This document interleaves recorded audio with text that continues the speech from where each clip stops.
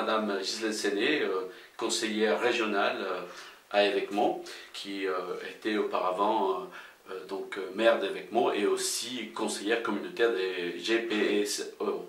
Donc Madame Séné, je suis là pour vous poser 3 questions. Vous pourriez donc réagir à la première grande réunion conseil communautaire du 10 juillet. Donc premièrement, à votre avis, est-ce qu'il y a quelque chose qui va changer avec un nouveau président au sein des GPSO?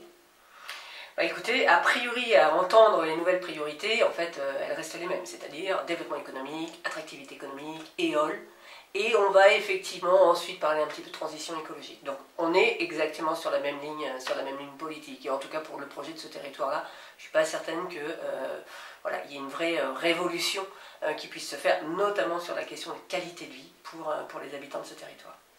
Cela étant dit, la méthode peut-être va être beaucoup plus conviviale, plus sympathique, avec un nouveau président qui semble être qui souhaite être plus diplomate et arrondir des angles. Oui, je pense que c'est M. Coignet est certainement plus rond. Ensuite, persuadé qu'il n'aura pas plus les coups des franches que son prédécesseur. Mais oui, la méthode, par contre la méthode sera différente. La méthode sera différente, il est plutôt réputé pour être voilà, quelqu'un qui écoute son opposition. Il écoute. Est-ce qu'ensuite il la laissera en tout cas faire des propositions et pouvoir agir, on verra. Mais oui, on peut être certain en tout cas que ça devrait mieux se passer. Et de surcroît, toutes les personnes qui étaient présentes au précédent mandat ont envie que les choses s'améliorent, que fonctionnent bien mieux que ça ne l'était. On a perdu un mandat qui a été une catastrophe quand même pour ce territoire. Ça a été très tendu. On n'a pas réussi du tout à construire, en tout cas, une coopération intercommunale. Donc tout le monde a envie que les choses se passent mieux, et donc j'ose espérer qu'il sera en capacité de pouvoir voilà, profiter de cette envie. Monsieur Coignet a annoncé 4 priorités. Parmi ces 4 priorités, il y a le développement économique. Est-ce que vous êtes toujours en désaccord avec le fait de mettre l'économie en avant? Non, mais l'attractivité d'un territoire est importante. Et bien évidemment, l'emploi est indispensable. Il faut qu'on ait de la mixité fonctionnelle sur ce territoire. Ça veut dire que oui, il faut favoriser l'emploi. Mais ça ne doit pas être une priorité.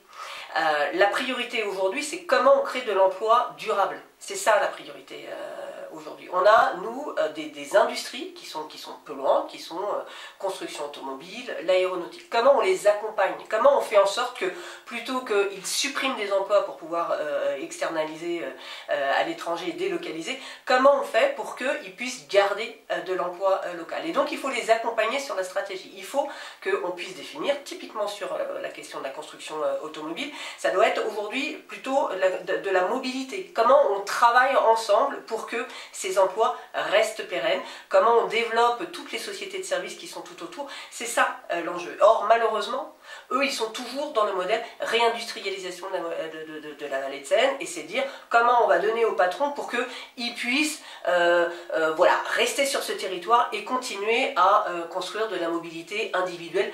Alors maintenant propre, hein, c'est-à-dire ils misent tout sur la Zoé par exemple. Mais la Zoé n'est pas la réponse du devenir de la construction. Ils misent aussi sur la Seine, autrement dit faire l'axe Paris au Havre, qui soit l'axe du tourisme. L'axe qui pourrait être aussi un point de départ pour une nouvelle économie, entre guillemets. Oui, alors, mais là encore, le tourisme, enfin on le voit bien, hein, Paris, on essaie toujours de développer le tourisme. Là, aujourd'hui, il y a des Chinois et des Japonais, en dehors de la crise Covid, qui ne veulent plus venir au Louvre, qui ne veulent plus venir à Versailles, parce que c'est des heures et des heures de queue et d'attente.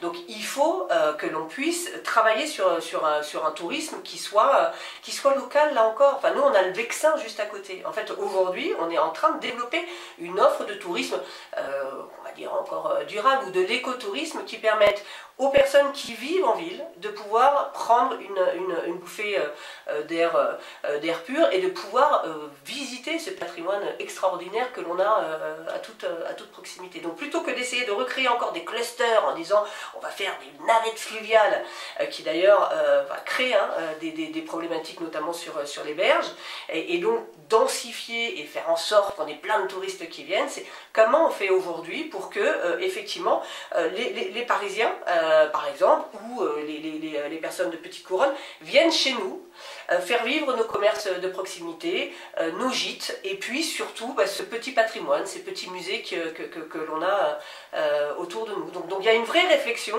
à l'échelle, à avoir à l'échelle de notre territoire. On n'est pas dans une concurrence territoriale, on est dans une complémentarité. Comment nous faisons pour que ce territoire vive avec, en tout cas, des attentes qui sont de plus en plus fortes de nos habitants, c'est-à-dire qu'on n'a pas envie de voir des gros bateaux, des bus entiers venir sur ce territoire-là. On veut au contraire le développement du vélo, l'utilisation du train pour pouvoir se poser à la gare. Des investissements dans la ligne J par exemple. Alors l'investissement de la ligne J6, oui, est très important parce qu'on parle beaucoup d'éole et on parle du rabattement, sauf qu'un rabattement entre la rive gauche et la rive droite, c'est forcément au travers des ponts.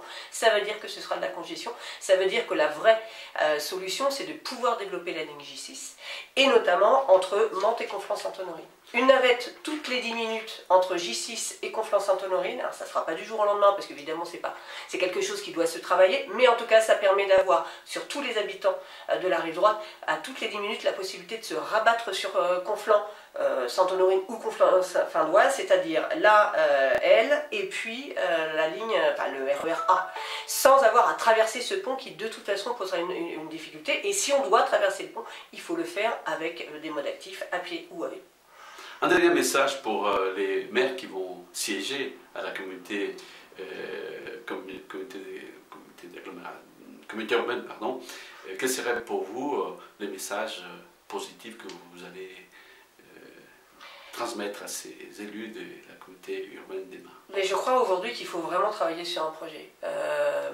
Et un autre projet en fait. Il faut être en capacité, non pas d'être à la CEU pour défendre sa propre commune, mais d'avoir une vision vraiment de coopération intercommunale. Comment on peut rendre plus ces territoires plus viables, comment on arrive à retrouver les équilibres, comment on arrive à lier la zone urbaine avec le rural, comment on arrive à trouver ces complémentarités tous ensemble pour que chacun puisse y trouver son compte, que la ville et la zone dense puissent bénéficier des terres agricoles alentours pour travailler sur la question de l'autonomie alimentaire par exemple, et puis pour que le rural puisse avoir accès sous une forme de commerce de proximité à la culture et puis aux biens dont on a besoin. Il faut vraiment travailler tous ensemble ces questions-là et non plus être dans une recherche de développement de Poissy et du Montois et qu'ensuite on essaie de se débrouiller et on fera des rabattements les uns vers l'autre destination. Il faut qu'il y ait vraiment cette volonté de coopération intercommunale. Merci pour votre message et merci et puis bon courage par la suite, Madame Séné.